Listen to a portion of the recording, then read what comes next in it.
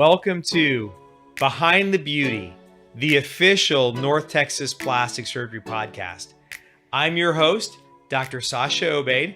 I'm the founder of North Texas Plastic Surgery, and we are shooting today Season 1, Episode 10. It's all about the lower face and neck, baby.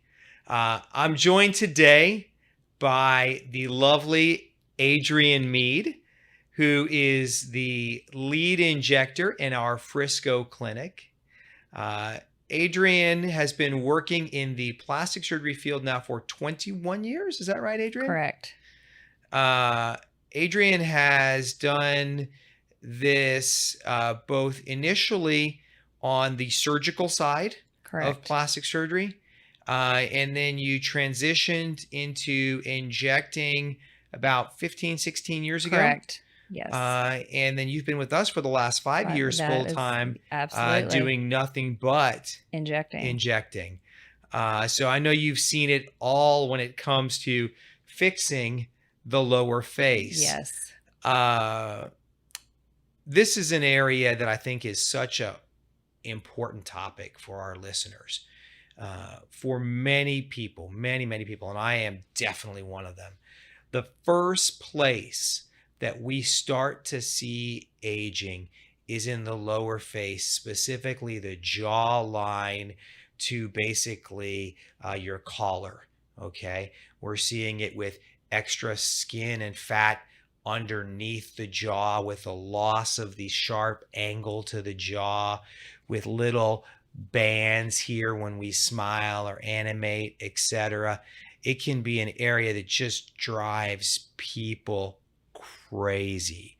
And I got to tell you, you must be treating people in this area all the time. All the time. It's probably one of the top two concerns for most women.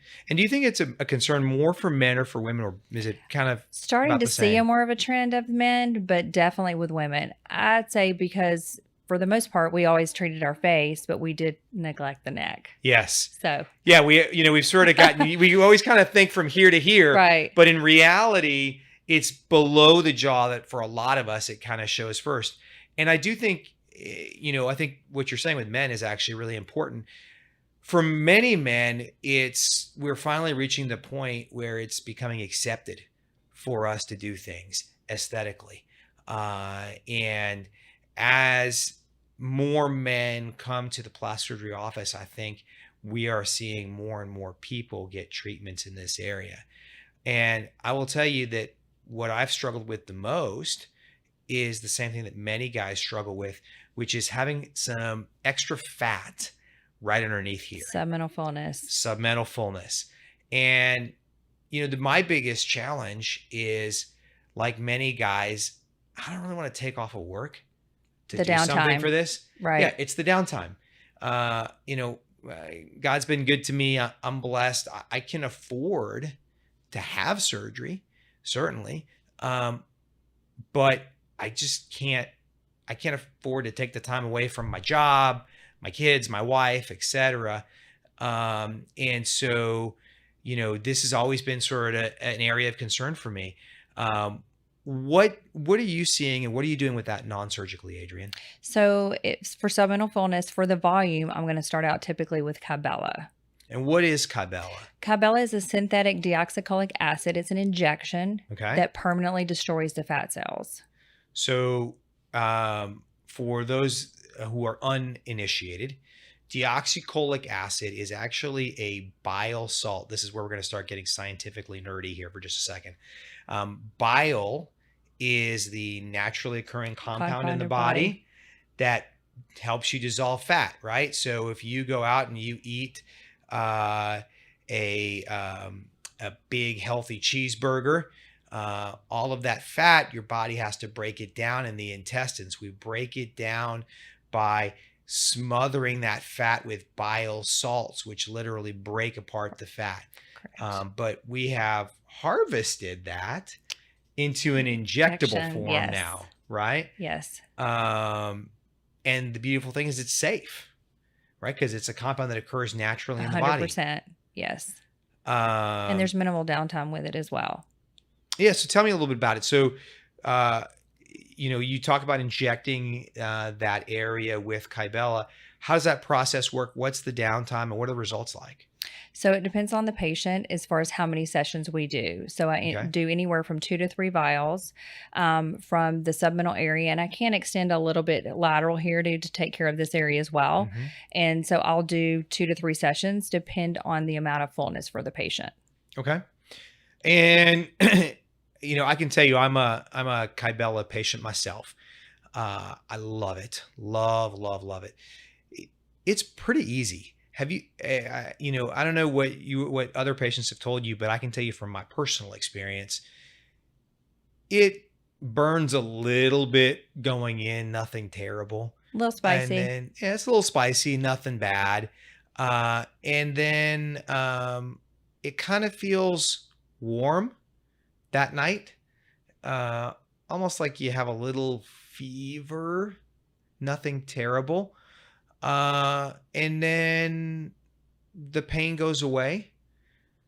I noticed personally that I was had this kind of numb feeling in my neck for, I don't know, a couple weeks afterwards. Uh, but then, I mean, it's crazy. Once that swelling goes away, it's transformational, the difference. And the beautiful part about it, like you said, is that you can do multiple sessions, right? Right. And you have mild to moderate downtime as far as this, just the swelling for that part of it and Yeah, just a little bit of bruising. And then I come back in about 2 months and then we do another session if need be. yeah. And the great thing about it is that, literally you can do it that morning and work that afternoon. It's not a problem. I think that in the couple of times I've done it, I don't even think I've taken a single Tylenol, to be honest. So really, truly zero downtime. There is some swelling, Right. but aside from the swelling, it's not like you need to take any time off of No. work or kids or social life, Correct. etc. Yeah. But with the swelling, don't come in the day before your wedding and think like, oh, I'm gonna Yeah. get that dissolved. That wouldn't work well. So that's a good point, right? So if I wanted to look great, I got my, professional headshots, or, I've got a big social event. How far in advance should I plan to do this? You want to give it a couple months, especially Okay. if you need a secondary treatment. We're going to Okay. treat 8 weeks apart. So you definitely So- want to plan for that. So game plan, if you can, if we're talking about 2 months to see the results and maybe 2 treatments, ideally 4 months, but minimum kind of 8 weeks ahead correct. of whatever big event you're prepping for. And it's fantastic. What other places have you injected Kybella?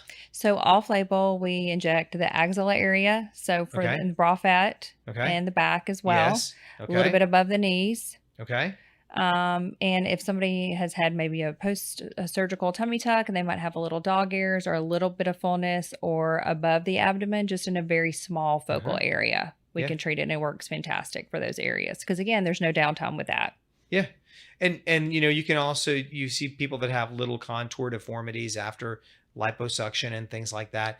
That's also something Fantastic that's areas. amenable, Perfect. to Very that. fine-tuned areas. Yeah. Yeah. The big thought process with Kybella, or the advantages and disadvantages, probably the advantages, you can be uber precise in that you can treat a really small area. And then of course the downside to it is, you can treat smaller areas, but not larger areas. Right. Correct. So, before you guys start picking up the phone and calling about treating your love handles with Kybella, it's not going to get the job done. Correct. But when you have a little tiny focal area, it works great. Fantastic. I know that people are also doing CoolSculpting in the area underneath the chin to get rid of that fat.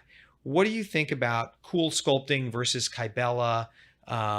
Why should I do one versus the other, etc.? It depends on the amount of fullness because you have a little suction cup, if you will, or a little paddle that has to just fit this very specific area. So if it's bulges, With the CoolSculpting. correct, with CoolSculpting. So if it's bulging too much and you have too much fullness, then you're really not a candidate for the CoolSculpt.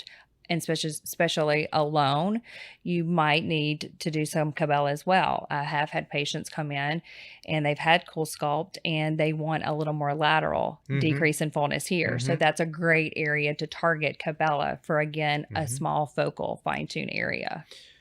So for those of y'all who are unfamiliar with CoolSculpting, basically the technology involves cooling a certain amount of fat cells to the point where the fat cells die, but the skin, muscles, nerves around them are viable and they don't get damaged.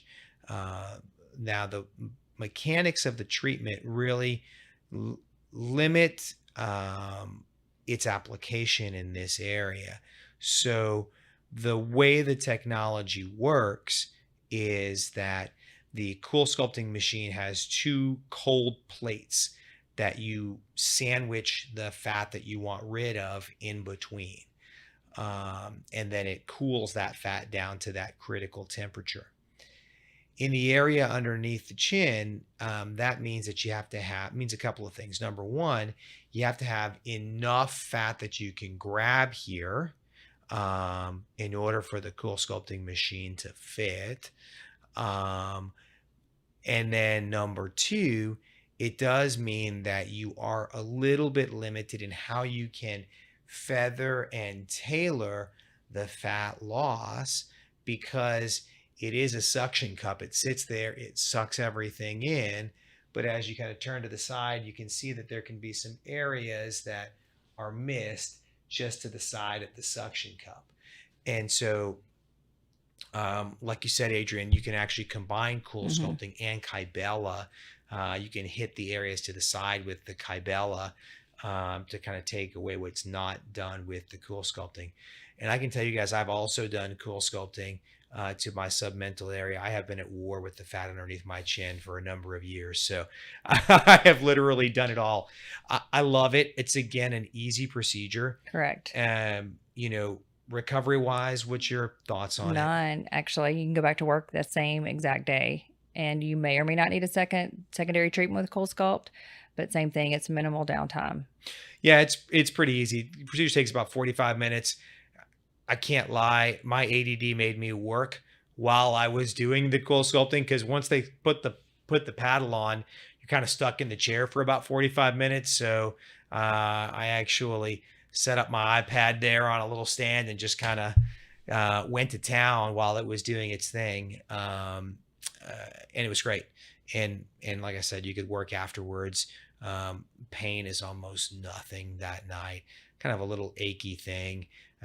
You may want to reach for a Tylenol. I didn't, but you know, I'm strong. I'm tough. What can I say? No, it's pretty easy.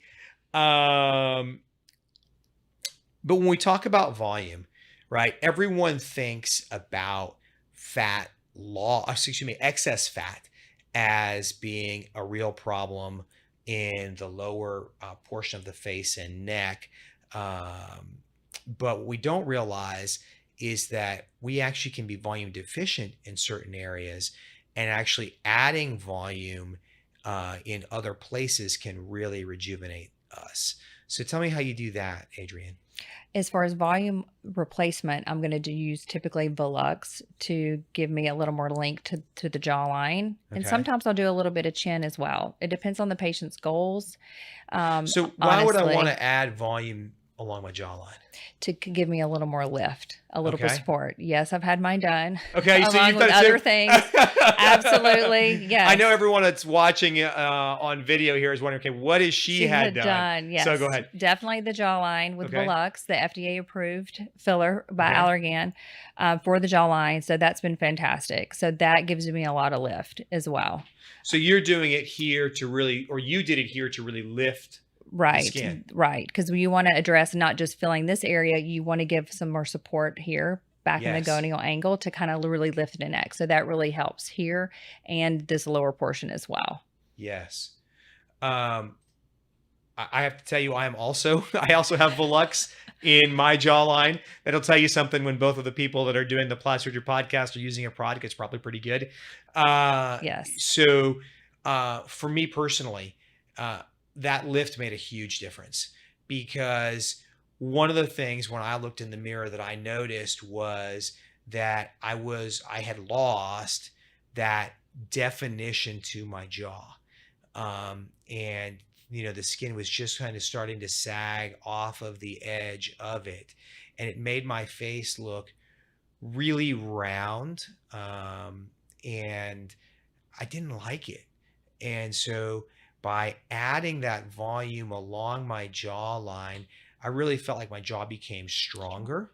The skin became tighter. And I felt like it actually really made me look younger. And what's weird actually is having done CoolSculpting underneath here and having done a couple of rounds of Kybella, that definitely got rid of a ton of the fat, but it didn't get rid of everything. And I really felt like it wasn't until I added the volume with that Volux that I stopped seeing anything through here and started to notice my jawline popping It again. gave you that support that you needed and Yeah. was lacking, right? Yeah, it was. Yeah. It's all about the support. Yeah. So that's actually huge. So it's not just getting rid of the fat here that's critical to rejuvenate it. You also got to tighten up the skin. And that first thing that you can do is that Volux along the jawline. And using Volux is important as opposed to another filler because of how strong Volux is. Is that right? Correct. With the G-Crom and the molecular weight, yeah, you have to something very strong. Yes. Especially for men. Yes. So, you guys have heard us talk about hyaluronic acid fillers on previous podcasts. Okay. That's the Juvederm Restylane type family of products. So another naturally occurring compound in the body. And I'm going to nerd out with you guys again for 1 second here, because Adrian dropped a term that I love to talk about, G prime. Adrian, what is G prime and why is that so important with fillers? It depends on the amount of structure and durability, because all fillers have a different amount of structure and durability, whereas one might have a G prime of 9, the other one might have a G prime of 11. So you want to use something that has a lot of structure and a lot of durability to give you that amount of lift that you need. So basically, for our listeners, the G prime refers to how thick, cohesive, gummy-like the filler is. So the more gummy-like or firm the filler is, the more pop and push you're going to get from it. Now, there are areas where we're going to want a lot of that, like the jawline. The jawline should feel firm. And there's going to be areas where we don't necessarily want a lot of that, like the lips. Correct. Right? Nobody wants, rock hard lips. We're all for a rock hard jawline, but not in the lips. But that's where using that Volux, which is one of the Juvederm family of products, but it has its highest G prime, I believe, its strongest. It's really great at augmenting the bone there and making it look natural. So I really love that, adding volume in that area. Absolutely. So we talked about kind of lifting and tightening the skin a little bit with that. And of course, our patients know about facelifts and neck lifts. But for a lot of us, we're either too young for that, hopefully, in my case, knock on wood, or we just don't have the downtime for that, right? So what are some other great ways that we can tighten the skin here besides adding some volume along the jawline? Morpheus. We have to take care of the skin, right? Because we have aging. 80% of our aging is from the sun, right? Yes. You have collagen loss and you have elastin loss as well as sun damage, right? So collagen's like your fluff to your skin. Think of elastin like your springs. So we need to tighten that as well because it's aged. It's thin. Since you've hit 40, we've degraded 25% of that. So we need to get that back. Gotcha. That's by stimulating collagen. You literally have... Wait, so I've lost 40% of my collagen and elastin? Oh God. And I'm closer to 50 than I am 40 now. So what am I going to lose at 50 is what I want to know. No. Yeah, you can degrade it, but Sorry. you have to stimulate it. Okay, go ahead. Right? I apologize. I cut you off. But yeah, so we've degraded it, Okay. right? And we're continuing to degrade it, but we have to stimulate it. That's what's so important. Okay. So we have to incorporate that. You literally have to create a micro injury in the skin to stimulate the collagen. So that's when you need devices, whether it's a CO2 laser to take care of sun damage and then the texture. If you need Morpheus has also radio frequency in it with microneedling. So that's going to give you your really good tightening as well. And that's usually done in a series of 3. Okay. So those are your main ones that I like for the neck to really give you that lift and that tightening, but to stimulate that collagen and elastin. So, collagen, for the uninitiated, of course, is what gives our skin its kind of strength. Absolutely. Think of it, the way I explain it is fluff. It's your fluff to your skin. Okay. Perfect. Our younger 20s, 30s, they have the big, fat, succulent collagen layer, and it's beautiful, and there's no lines and wrinkles on the face. Adrian has managed to maintain that well into her 40s. Excuse me, just barely into her 40s. Yes. I have not managed to maintain that as well into my 40s. But I like that. I like what you're talking about with the Morpheus. And, you said something there that really kind of got me interested in talking about it, is we've got to build that collagen back up. And, back in the days, we tried injecting collagen. It was kind of a terrible product to work with. It didn't work super well. People had a lot of allergic reactions to it. So what we've instead moved to as a field is stimulating your body to produce its own collagen and elastin. Correct. And the way that we can do that is by causing little micro injuries into the skin, which is what you said. But those micro injuries are small enough that they won't leave a scar, but they're significant enough that they stimulate the body to start forming new collagen and elastin to repair those micro injuries. And so what Morpheus basically is radio frequency microneedling. We put little teeny tiny needles into the skin, and then we fire a radio frequency device across those needles, which heats the skin on the underside as high as 160 degrees. And that causes that skin to contract. And then it also stimulates new collagen and elastin formation to really fluff or plump up that area, right? But there was something else that you mentioned what I thought was cool, which is you talked about the sun damage to the area, because the skin shows its signs of aging in a couple of ways, right? Obviously, we lose that volume, that tightness, but we also can end up with discoloration, what we call dyschromia in the industry. So talk about that and what you would do specifically for that in that area. So I would recommend a CO2 laser. You got to take care of the damage first as well, because you got to get that texture back, right? Yeah. So, the sun damage that we see, right? We start seeing the discoloration throughout the neck. It doesn't matter how tight we make your skin. It doesn't matter how much fat we remove. You are definitely going to look your age if we don't take care of the discoloration to the skin. Think about this. You're remodeling your house. We're going through that at my house right now. Oh my God, what a nightmare.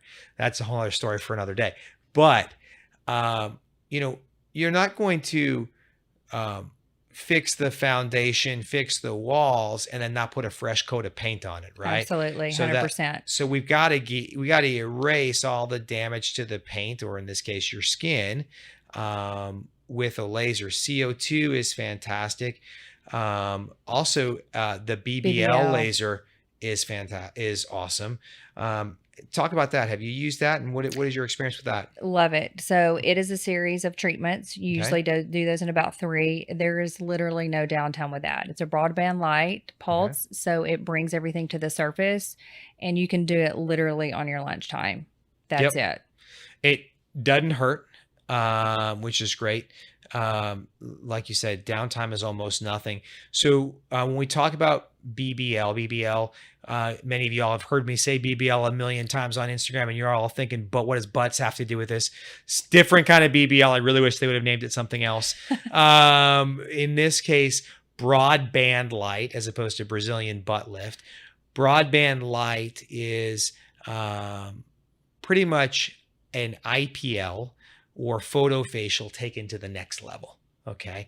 And what that broadband light does is it targets the discoloration in your skin and literally blows up the melanin so that we can get a smooth and even color to your skin as opposed to having those brown blotches everywhere. So if you're someone that's prone to having those, BBL is fantastic. Right. And it's just, like I said, it's a series of 3. You notice your most results probably after your first one because that's the most where the most amount of damages you're targeting, right? Yep. And so your secondary treatments are a month apart after that, and then it gets less and less. So it's fantastic, especially living in Texas, as we all have sun damage. Yes, we all have sun damage, and not all of us, I'm pointing at myself here, follow our own advice because I'm not so great at wearing the sunscreen. I can't speak for yourself. I do wear it every day. Yeah, of course, because you are in the beauty industry and you are a Yes. much more compliant patient than me. Wasn't always, but yes, I did have to get my sun damage off too. Yes. But important is we all wear it every day, but we still have the damage underneath that we Right. still need to take care of, right? Right. Absolutely. So that BBL does a great job with getting rid of that. You know, probably the other thing we got to talk about, we've talked about tightening the skin. We've talked about getting rid of the fat. What about the muscle that's underneath there, right? So many of us start noticing bands forming underneath here. I see it in myself when I make certain expressions like this, which is a terrible one to do. But for some of us, it's actually there even when we're not trying to make a face. What causes that? What do we do and how do we fix it? Botox. Okay. So, but what's the cause? What am I Botoxing? So right? we're Botoxing the muscle. So they're the platysmal bands here Okay. that pull down. So they're actually as a depressor. And they Okay. wrap around here to your masseters too, but they wrap all the way around and they are depressors, so they pull down. Okay. Everything pulls down. So when you Botox the bands, that give you that nice lift Uh-huh. to lift Uh-huh. everything up. Uh-huh. So we don't, have that like angry face all the time, or if we pull down. Uh-huh. So we can lift the corners of the mouth too, but they all kind of wrap around here and pull down. So we Botox the bands and then you don't see the bands. So Gotcha. that's kind of like if you hear the word Nefertiti lift. Yes. That's kind of like that. So you can address Named after that fantastic sculpture of Nefertiti Nefertiti. that just kind of just like this, like, I want that jawline so bad. Smooth. Yes. 100%. Right. And so, So you do Botox there every 3 months, as you Okay. do with your regular add-on treatment. You just Mhm. add it on. So you also want to address, when you're doing the upper face, typically we definitely want to address the lower face. Again, you don't want to Yes. neglect the neck, right? right. Because we see those signs of aging there. So Right. it's muscle, it's skin, can be submental fullness, and volume loss. Yep. So it's multifaceted. The nice thing is with our office, we have something for everything. Yes, we do. So, if you guys are looking at trying to get younger through the lower portion of the face and neck, as Adrian said, really simple. We got to fix the skin, we got to fix the muscle, and we got to fix the volume. Whether that's adding and subtracting volume in the right places, whether that's fixing the skin with tightening with lasers like our Morpheus, or getting rid of that dyschromia with our broadband light or BBL laser, or toning down those horrible platysmal muscles which pull our chin and skin down. We can fix that with Botox. You got to treat everything in that area to get that sort of perfect Absolutely. It's look, excuse me. multifaceted, 100%. Well, I think we've kind of exhausted the neck topic. Thank you so much for your time, Adrian, Absolutely. and coming to visit with us and sharing your expertise.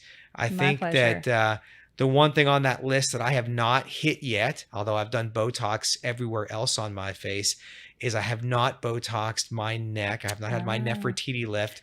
So I think you and I are going to have to get together next time I'm in Frisco. Absolutely. And see if we can't take this to the next on your level list. through here. Absolutely. I feel like every time I do one of these episodes, I come out with my own wish list of procedures. I'm going to put that down for myself. Thank you again to our listeners. If you enjoyed this podcast, give us a 5-star rating, like, link, subscribe, and we'll talk to you again on Behind the Beauty, the North Texas Plastic Surgery Podcast. And don't forget to follow at Aesthetic Injector Adrian. _Adrian. Thank you. Take care.